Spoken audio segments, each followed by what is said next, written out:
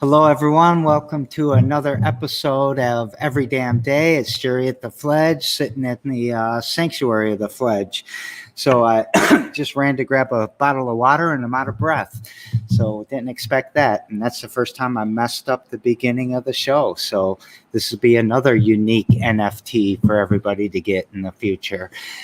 So today I've got Lancing Over Everything, a shirt that CISO made. If you know who CISO is, give him a shout out and ask him what's going on with his brand.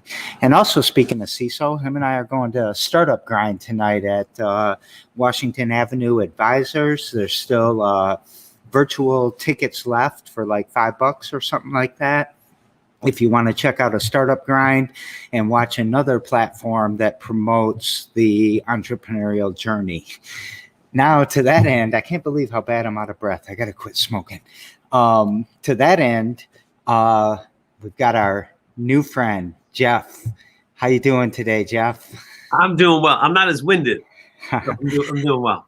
Well, I reached for my water bottle after you said you were going to get your water, and it wasn't there, and I was like, I better hurry.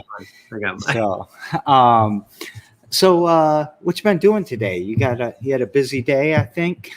You know, every day seems to be busy. My kind of motto, one of my mottos in life is you got the whole faith, family, work thing. So my family keeps me super busy. I've got 3 boys at home. I've got 1 teenager, another teenager coming in, having a birthday tomorrow. So I'll have 2.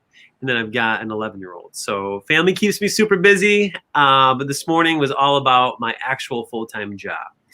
So I get a unique opportunity to kind of help people plan their futures and make sure that they're successful enough to do the things that are important to them. So is that like a financial advisor planner type of job? Yeah, I didn't even tell you and you nailed it. So yeah, I've been about 22 years in the business, working with people, working with clients. I get to do the planning portion.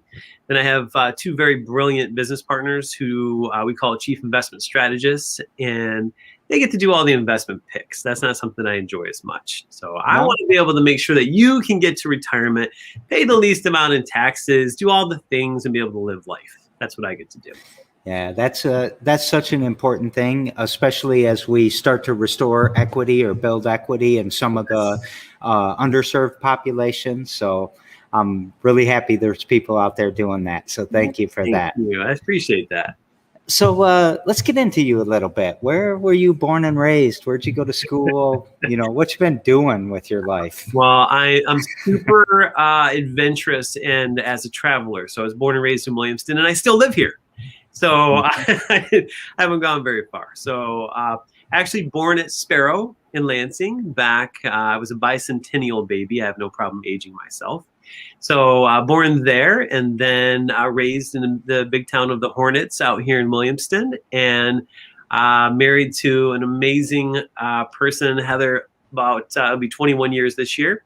And she was from up north, up in the Saginaw area, actually the big town of Merrill.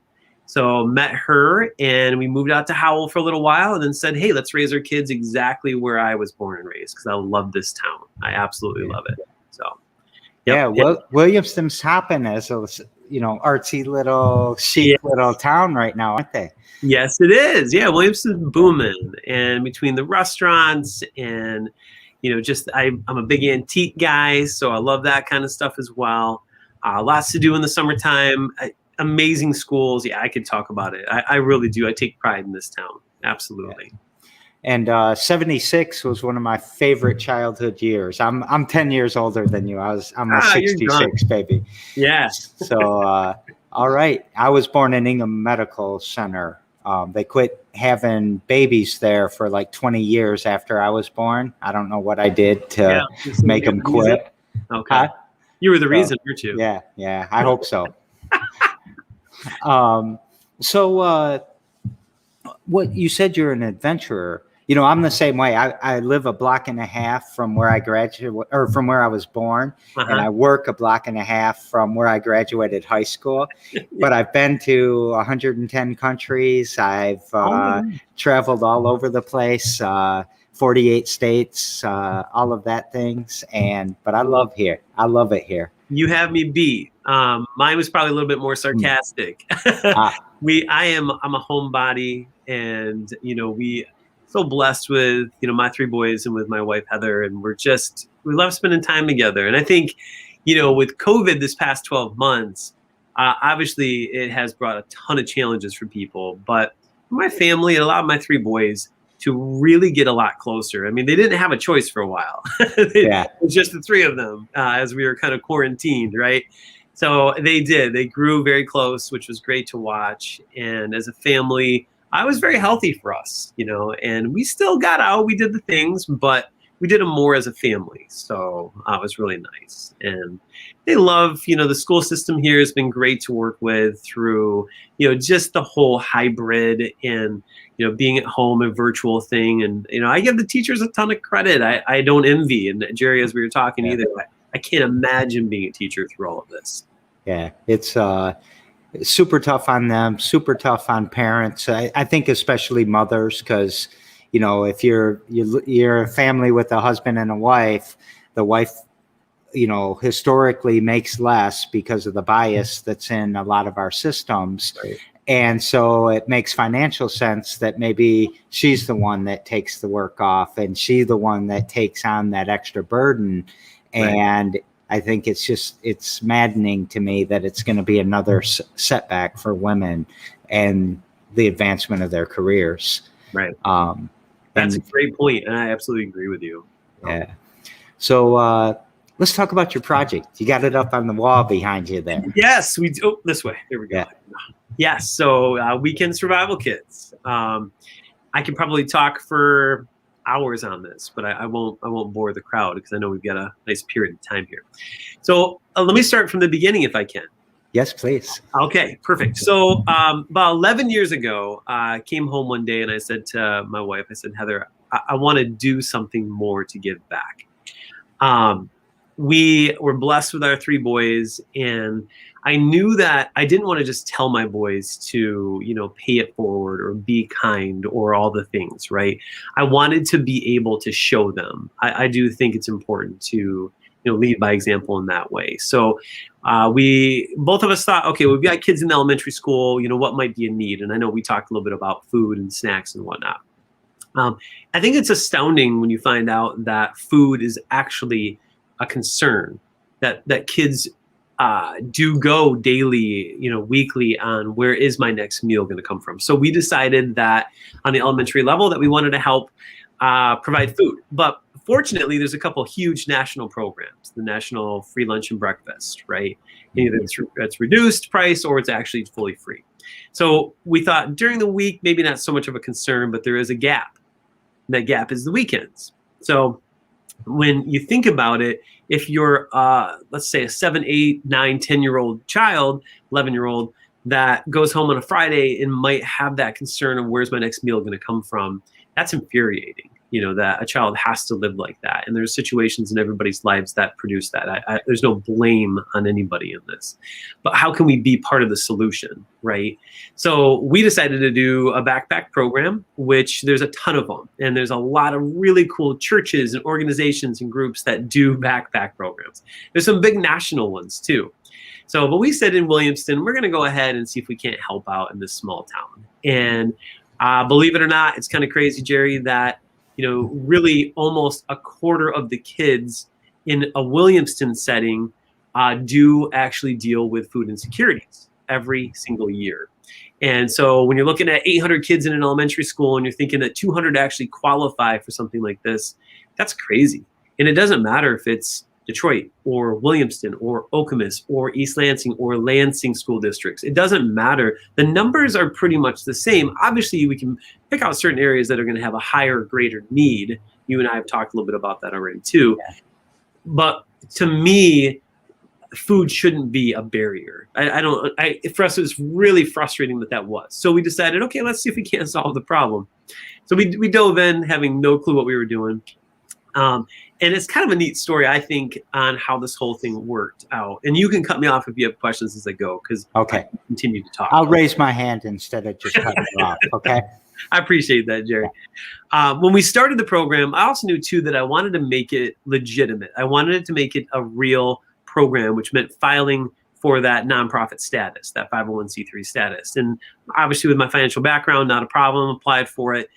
This was back, again, a little bit more than 10 years ago. So had a lot of the Tea Party things going on. They're talking about that could take, 12 to 18 months to get approved.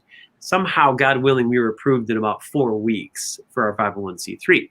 So here we sat with a baby in our hands, this program and this nonprofit that started as many hands, not tiny hands, but a lot of hands. Many hands make like work, because we knew that we couldn't do it alone.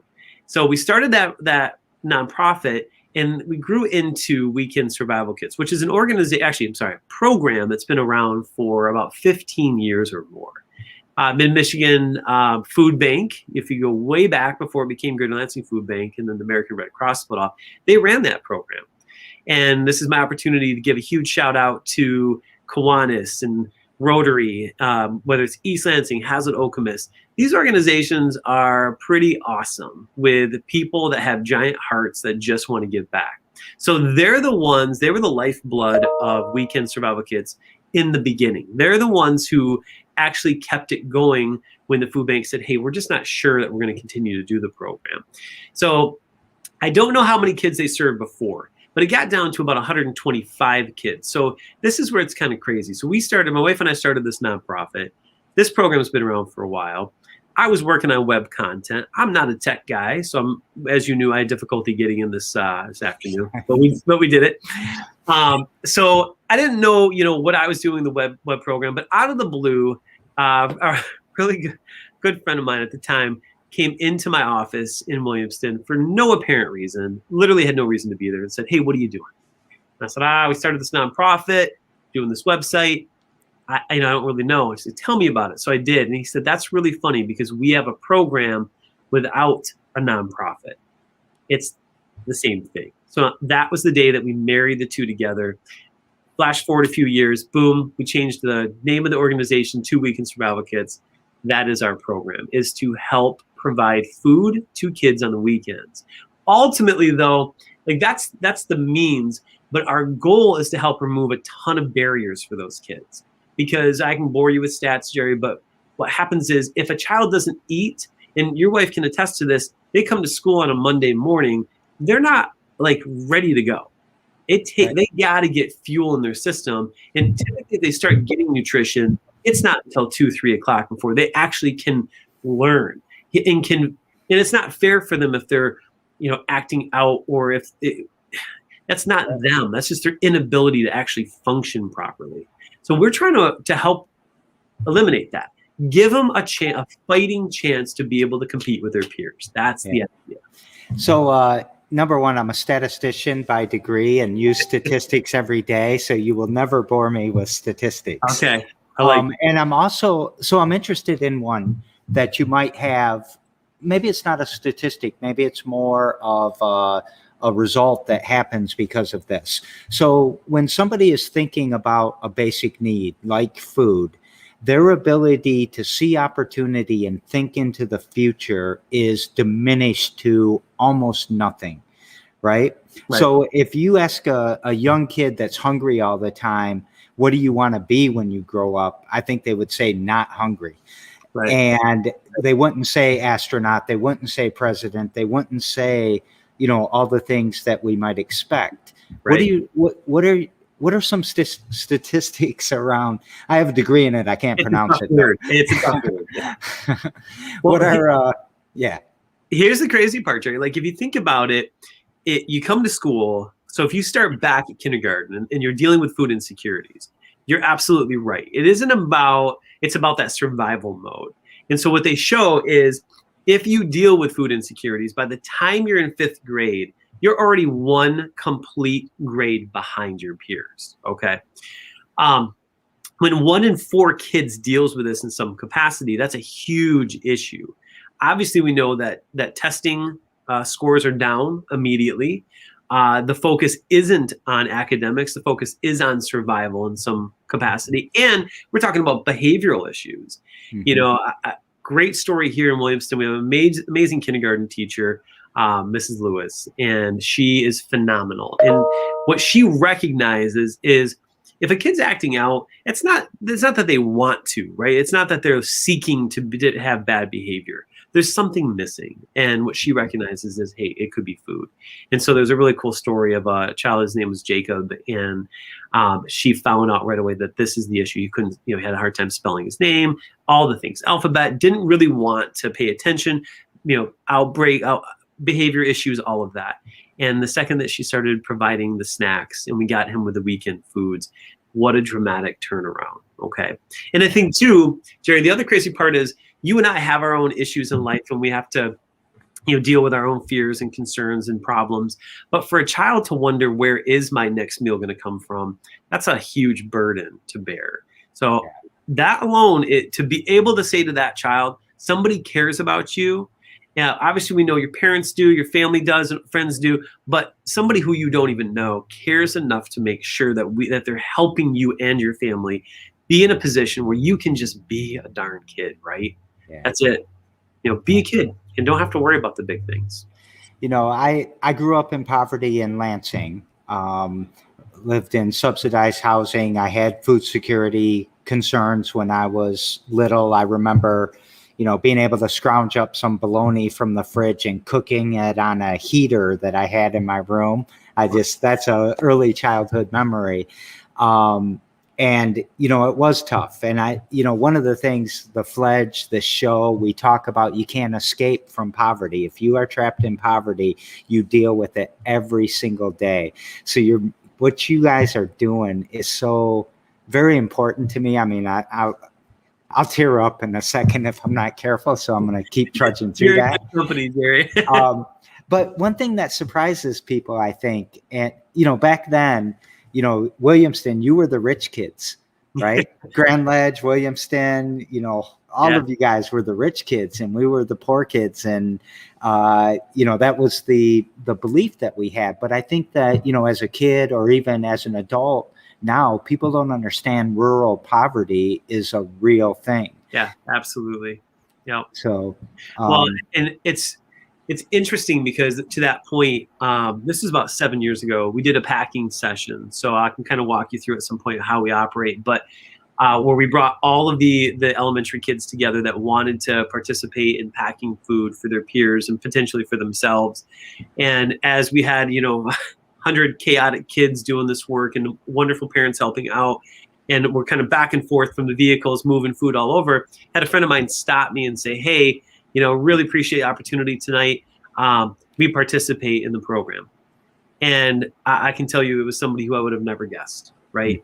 Mm-hmm. And that doesn't mean anything other than you can't judge a book by the cover, and you have to be compassionate for everybody because you just never know. And it's circumstantial. COVID was a great example of that, right? For many people. And in some cases, they're doing better potentially with a lot of the government assistance out there. But in a lot of other cases, they're not. And a lot of the unknowns are right around the corner. And to be able to eliminate one of those unknowns, which is food, and provide access in this regards to food for people who need it, I couldn't feel better about that. And to me, it's one person at a time. Yeah, I always say that, one person, 1 hour at a time. Yeah, absolutely. So do you have like an income threshold or anything like that? Or is it completely, you just ask, and if people want to participate, they can? Well, I think that's a great question, and I'm probably going to incriminate myself a little bit here. I've always taken the angle that if you need food, I don't care who you are, right? Yes. I'm not in a place to qualify, and I don't judge, and I'm not allowed. So now it's funny though, there are requirements, right? Because a lot of the food we get, every bit of the food we purchase for the program is from the food bank. Because the Feeding America Network, Jerry, is the most affordable way for us to stretch every dollar that comes into our organization. Yeah. That being said, if you have USDA items, you do have to qualify, which is that lunch and breakfast, those programs right there. So there is some income stuff there. But I will tell you this, and the food bank's going to love to have me say this out loud. So will the USDA. I don't really care. If you need food, you're going to get it. I got to drive food out to you. That's going to happen. I've never qualified. I've never asked anybody what are those limits. Food banks are interesting too. Go ahead if you got a question for me. Well, I was just gonna. So Eric Schwartzer, I can't pronounce his name, the Ingham County Treasurer, really is pushing me to join that food bank network and really stretch our dollar and all of that. And I refuse to do it for that very reason. We are destigmatizing free, and we are trying to promote food as a basic right. I love no it. matter who you'll be hungry at some point today, right? Yes. And if you happen to be standing in my yard and wanted to take a granola bar from our free stand, I would love it if you did. I do it. If I'm hungry, I grab one. And I just can't, I don't want to live in that, it's such a barrier. Now I got to come up to you and, oh, sir, I'm poor. Can you please give me some food? And with us, you don't know who's taking food out of there, and it just does not matter to us. No. And I love your attitude about it. You can ask anybody that's worked with us. Great story. This is going to be so. The food banks are very territorial. Okay, I don't know if you really. Yeah. So, which I think sometimes when I hear, again, they're going to love this. When I hear like you can't, that all that is a challenge, right? Yeah. So we actually started serving a school in Detroit, and Jerry, what an amazing opportunity to serve this school, right? Just awesome. But we're having a little bit of an issue getting approved with Southeast Gleaners. There's a process to become an agency, and that's okay. That's part of the process. But it was taking a little bit too long. So we already approved up here, but we were told, hey, you can't take food from Greater Lansing Food Bank and drive it down to Detroit. So we didn't do that on the first day. But on the second day, we did. Because the only thing that I thought of was, 455 kids who weren't going to eat that weekend. So to me, I think that's the whole ask for forgiveness part. Absolutely. So we did. We made that trip, and we did that for like weeks. And so we finally got approved. And, we had a big old Ford F-350 2007 truck that I had, and we would put, holy cow, we probably had 500 kits, 2,500 pounds in the back of this thing of food. And I'm backing this thing up, at this school in Detroit, and we're pulling down the tailgate, and these kids are pouring out. And the first time a kid says to you or says out loud, okay, good, I'm going to eat this weekend, you got to be kidding me. And I got tears like pouring down my face. One of our crew leaders, Jelaine, was with me at the time, and she's crying. I'm like, don't cry. Like, we got to get through this. But again, that rural poverty too here, we don't see that as much. But when you do see it, it's like a 2x4 to the face of, is this for real? This is food we're talking about. So yeah. It's funny because we had these guys, the National Guard out in Detroit had this huge center, and they weren't able to distribute the food fast enough. So they were literally throwing it in the dumpsters. And some anarchists got wind of that and went and talked to them and said, no, we're going to meet you at the dumpster, and we're going to have a U-Haul. And then they brought that to the Fledge, a big U-Haul of the USDA farm to family boxes, constantly coming at us that were going to be thrown out into the trash. I know. And one Facebook post, and it's gone.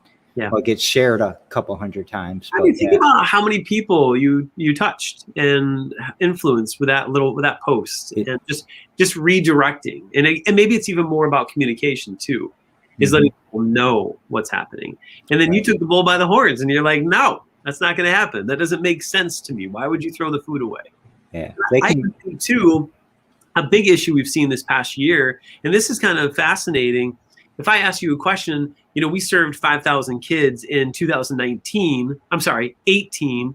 COVID hits. Do you think that our numbers went up or our numbers went down last year?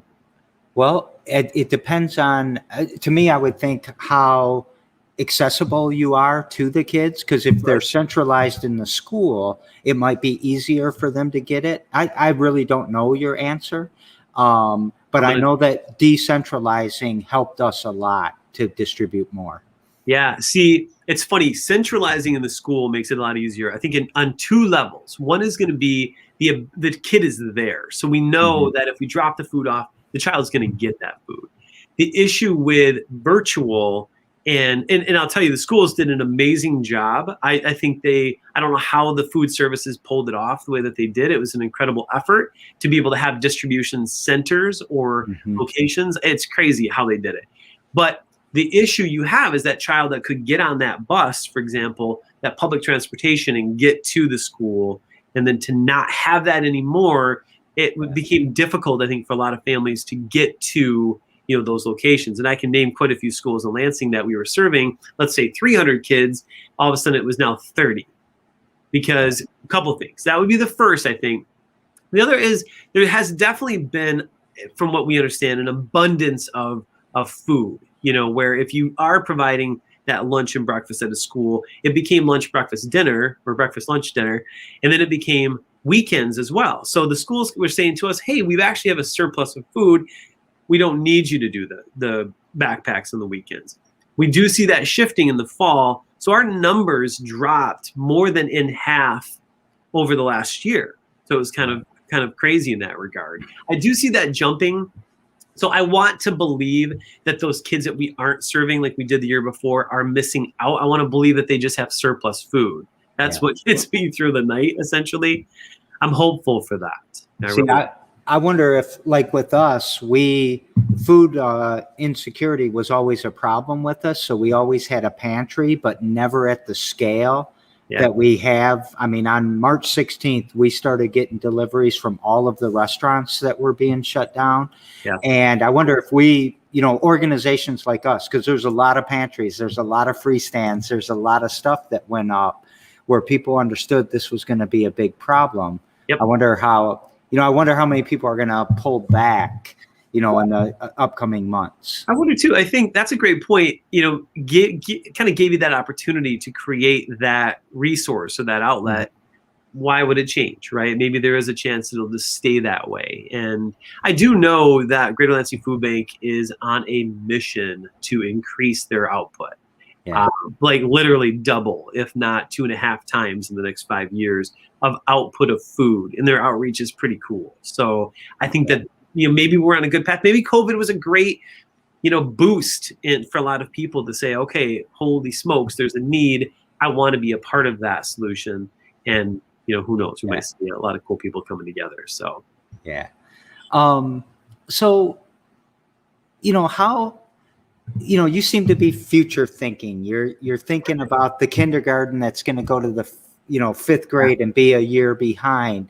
You're thinking about, my retirement or whoever's retirement and making sure it's stable and, generational wealth and equity being passed around. How would you kind of summarize what your mission is? Well, it's funny. I can definitely be more of that visionary in that question, but you asked me about our mission, not our vision. But I am going to tell you about my vision as well. I would love it. Our mission, obviously, I had mentioned it. I just want to help remove a simple barrier for these kids to be able to just be successful and just be kids. I think there's something where if you miss that gap from kindergarten to even, high school, you didn't have a chance to just be a kid. Yeah, you might get bullied from time to time. Don't be a bully, but just to be able to experience that because you couldn't because you're so worried about that barrier. So our mission is definitely to provide food to kids. We do focus in elementary, but we serve middle school and high school because that need does not stop when you graduate to middle school or graduate to high school. The need's always going to be there. So that would be our mission. And specifically on the weekends, that is our push right now. We want to get to summer. There's a lot of cool summer programs out there. But Jerry, I also believe too that we have to be very good at one thing before we can then move on to something else. And we haven't arrived yet. So there's a lot that we need to do. And I have some big ideas that I have been working on for a while. And I think, God willing, we're going to get there. And, it's going to involve the Greater Lansing Food Bank. It's going to be a big deal for me because that food, the blessing this past year is that every bit of our food from them has been a donation from them. They've given it to us. There's been no cost for us to run this program. So typically in the past, we budget about $150,000 to almost $175,000 just to purchase food from the food bank. Mm. So, and I think a lot of people are surprised that, that there's such a cost, but it's a big cost, but it's also a big savings, a huge savings. If we went retail, we're talking $13, $14 a bag of food. I can go food bank and I'm talking $3 to $4. So if somebody says, Jeff, here's $1, I want to donate it to you, I can stretch that thing, 15-fold and make sure that they are confident in the good work that we're doing in that regard. So, but we're sick of mac and cheese. Yeah. Jerry, who told you that? No, but I just know things. It's funny, okay, so I have to be so careful with this. Okay, I'm sorry if I'm getting you're good. Let's go back 9-10 years ago when we first started.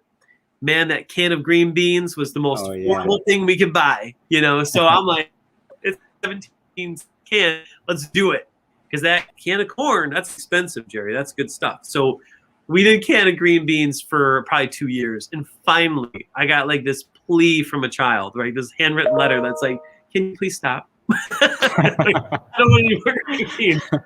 So we did, and our staff here, we do have a small staff, and our volunteers are amazing people, like just the most caring, compassionate people. And so we've got Northwest Initiative in Lansing we work with very closely, Peggy Von Payne, great, cool people there. And so she was putting together menus for the bags. And what we started to do was to split those bags up. So we were doing like, you'd have the spaghetti noodles and the tomato sauce and rice and stew. So we did that for a long time. I will say this past year, which is why I was like, oh, here we go. We haven't been packing the bags. That's been the food bank. Yeah. When COVID hit, thankfully they stepped up, and I knew they would. The new CEO out there, Michelle, she's great. And they're like, hey, I get it. You can't do volunteer stuff.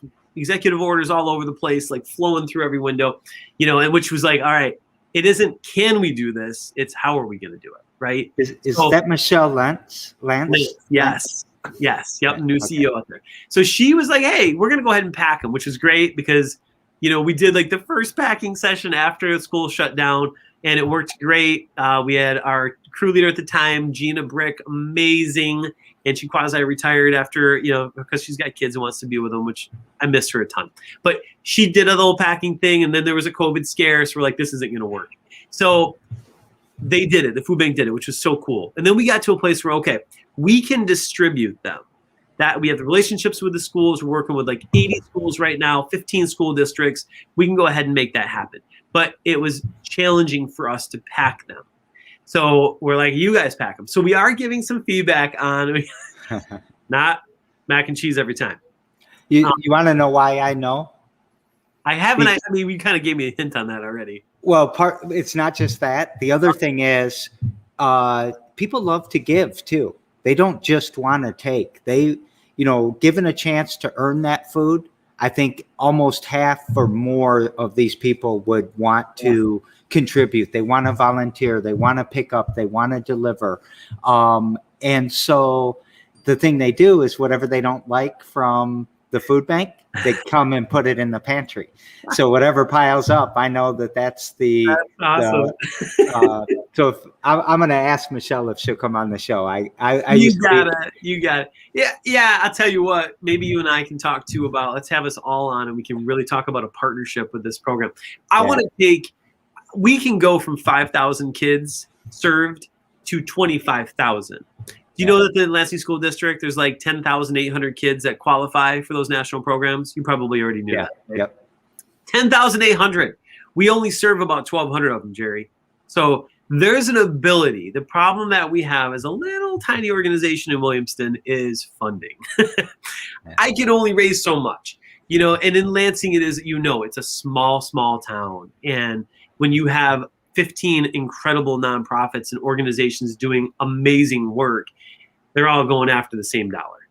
Yeah. So, that's why I want to really talk with Michelle. We've talked quite a bit about this, and I think she's absolutely willing to do this, is to partner. But I need that food bank to be willing to say, Jeff, you guys distribute. We'll provide the foods to you. We'll talk about menus, change the bags up so that Jerry doesn't have all mac and cheese in his pantry. And we have different varieties. So those are things that we can talk through.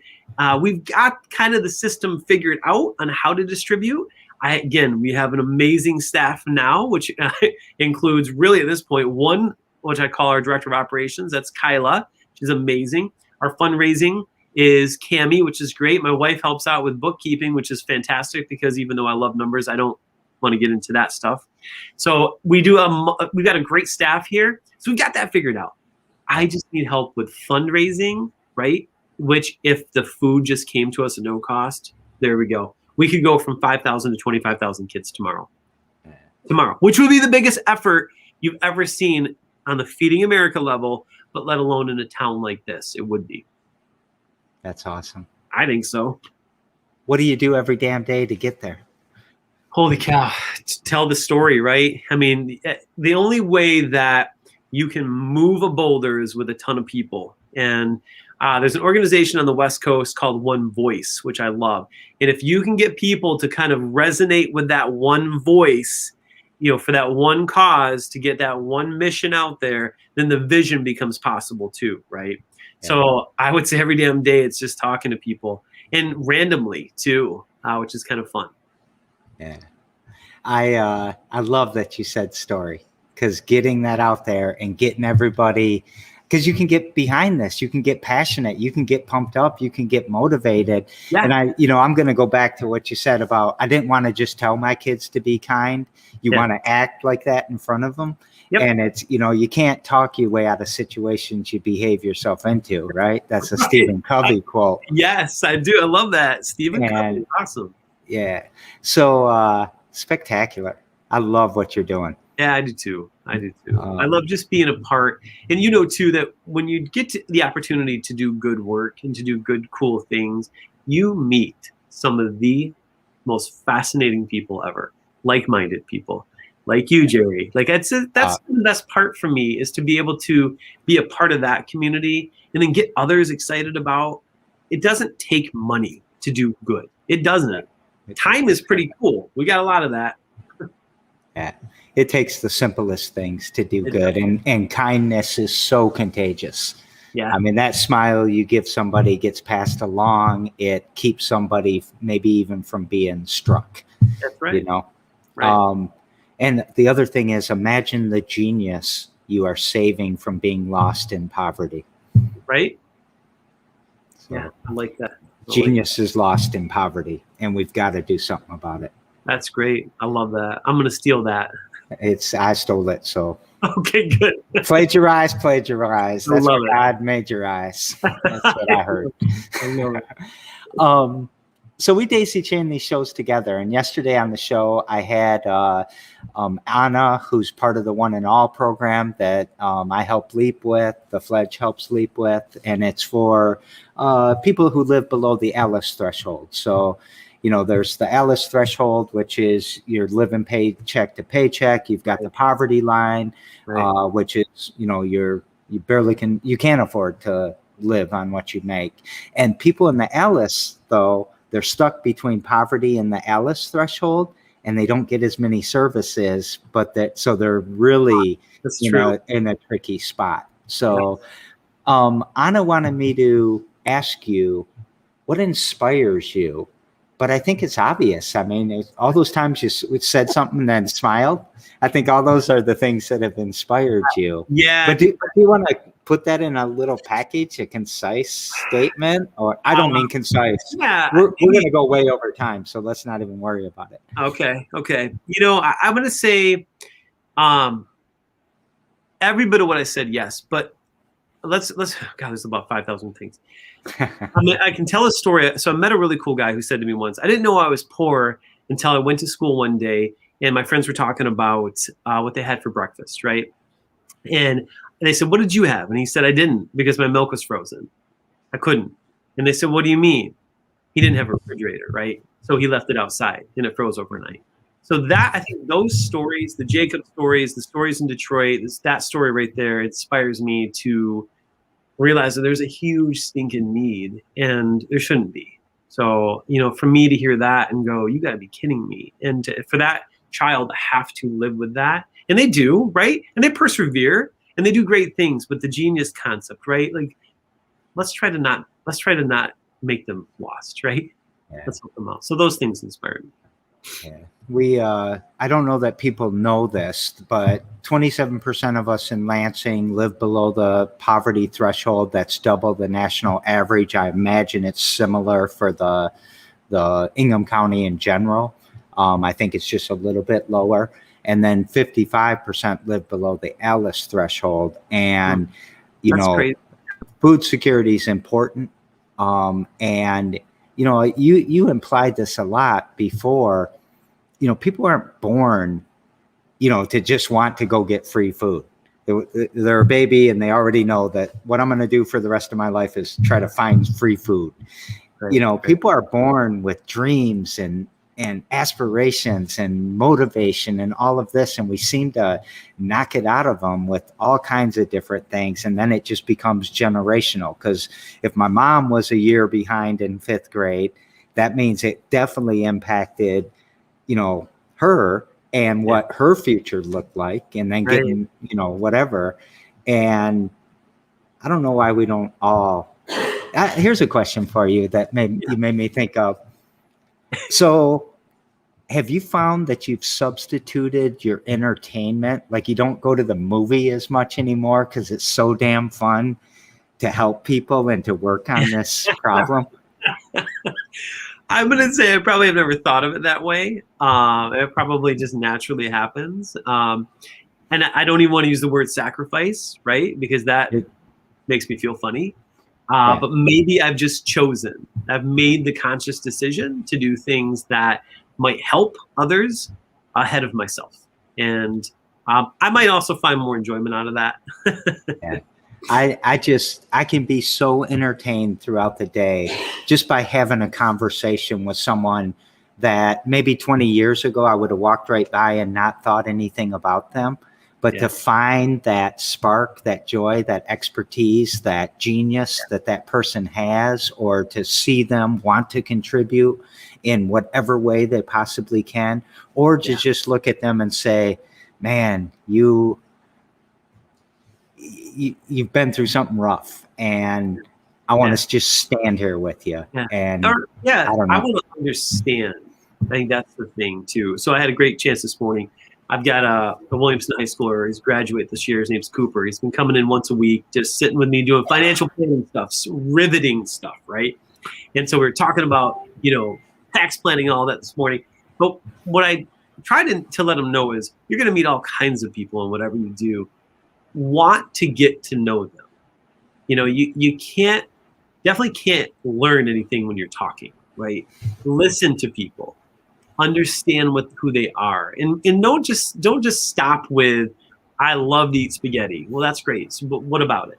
Learn about people, and like you said too, stand next to them. My wife always says when we go into an elevator, she's like, "Oh gosh, here we go." If there's somebody in there, I'm like, "Hey, hi." Yeah, I talk to everybody too. I know how that can annoy people you're with. I just enjoy people, because life is short, so I have fun with it. So tomorrow on the show, I've got a guy that I've known for a little while. He lives in the UK, and him and I are going to talk Brexit and crypto and something else I forgot. Oh, American politics and things like that. So Bitcoin or Dogecoin, or are you prevented from? I'm just kidding around. Oh no, I'm off the clock. We're good to go. I would okay. Go Dogecoin at this point for sure. You would? Yeah. You think Elon stabbed it in the heart? Stabbed Bitcoin in the heart? I think if we're going to censor, that's what we're going to start doing in this country, then we should probably continue on. Elon should be the next one for sure. So kick him off the platforms. He's screwing with our crypto. Don't like that pumping and dumping idea. I just don't like, I don't like it at all. Front running, we know what this is all about. So, or at least if he could, I wish Elon would call me first and say, hey, here's what I'm going to do so I can get in on that, Yeah, he won't return my phone calls either. Well, let's work together. If he calls me, I'll call you. Okay, thank you. Deal. What question would you like to ask Jason from the UK?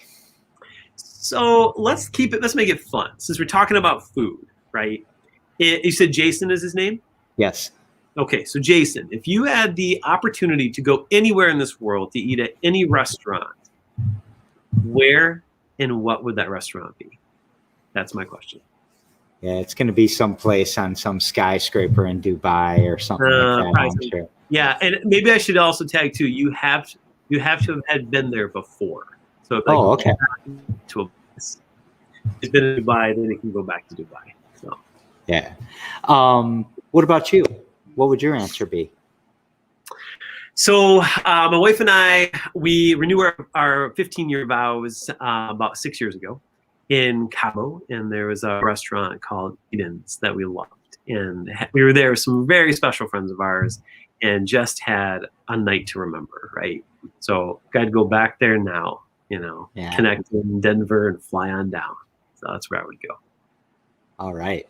So I think I'll enjoy hearing this question. And it's funny, you made me think, and mine literally is a restaurant in Dubai. Is it? It's actually room service at the Hilton Dubai Creek, because it was a Gordon Ramsay restaurant that the room service came from, and it was just spectacular. You're fancy. No, I didn't mean to be. It was. I went there a lot. I had to commute there for a different job I had. We should get lunch sometime and talk. You got a lot of cool stuff. So we should get lunch and talk. Hey, just real quick, I want to, Anthony Miller is saying, thanks for being a blessing. Chris Pruitt, who does a lot of work with the homeless, to realize the dreams and to survive through the struggles of trying to live up to society's stigmas and stereotypes. A person needs to eat, even though those who are addicted to drugs and alcohol. And I think that, sometimes, that the food bank has all these things, I think is what he's referencing there. And sometimes we just got to close our eyes and say, eat, man. Right. Right. So it's so simple, right? So simple. So, when I talk about happiness, sadness, joy, and hope, do you want to run from those words, or do you want to tackle those words? I'm going to tag on to hope if I can. So I have a lot of hope in what we do. We do I look at our project as a very small thing, okay, that is hopefully helping a lot of people and a lot of kids. But my hope is that people in general can realize that there is a need and want to, one person at a time, one day at a time, help somebody. That's a big hope, right? Because I think we get so wrapped up in our own lives that sometimes it doesn't feel attainable to help others. And again, it doesn't mean you go onto our website and donate. That's great, but volunteer your time too. Or everybody knows who needs help. So that's my hope. There's just one person at a time. Yeah. So, you said, even if it's a little thing, and I was immediately thinking there are no little things, rivers are made by drops of water. Right. And Absolutely. I love, one person at a time, 1 minute at a time, even. So we get so wrapped up in, and it easily so, right? The big things, but, and I know I do too, where my 3 boys and I, we play this silly wiffle ball game at night, now. And it seems so silly, but it's just the little things that matter. And, you get a beat up bat and a silly ball, and you just go out and laugh and have fun. And with the little things for sure. Yeah, I think sometimes these marketing and these algorithms and the consumerism has just got us convinced about the wrong things, and a stick in a rock could even be as good as the raggedy bat and all that. I do want to put Chris is funny. Mine would be a rack of baby back ribs on a grill in a homeless camp, and I know he's serious about that because sometimes he really misses. We had the back 40 happening in Lansing. I'm sure you've heard about that, and just I think sometimes we spend a little bit too much preaching at and praying over and telling people we need to fix them when all they want is just to be a little bit happy and have a little bit of hope and joy and sadness and just be like us, you know? Right. Yeah, And absolutely. so, Simple. well, I'm going to start wrapping up real quick. So, number one, thank you so very much for coming on and telling your story and for doing this for people. It is, you know, this is a web of life and we're all a strand in it. So every time you do something good for the web, it does something good for all of us and makes us a stronger community that's going to be healthier and smarter and more prosperous. And the basic needs are super important. So thank you so very much. And everyone, every damn day at 2 p.m. We'll be here tomorrow with Jason. We'll be here every day until September 9th, I think it is. And I don't think I shouted out your episode 258. So 107 more to go. What would you like to take us out with? Keep it simple. Life is very short. Do something good today. Yeah, and it gets shorter every day, doesn't it? It does. All right, everyone. We will see you later. Jeff, thank you so very much. Thank you. Appreciate it. Bye-bye, everyone.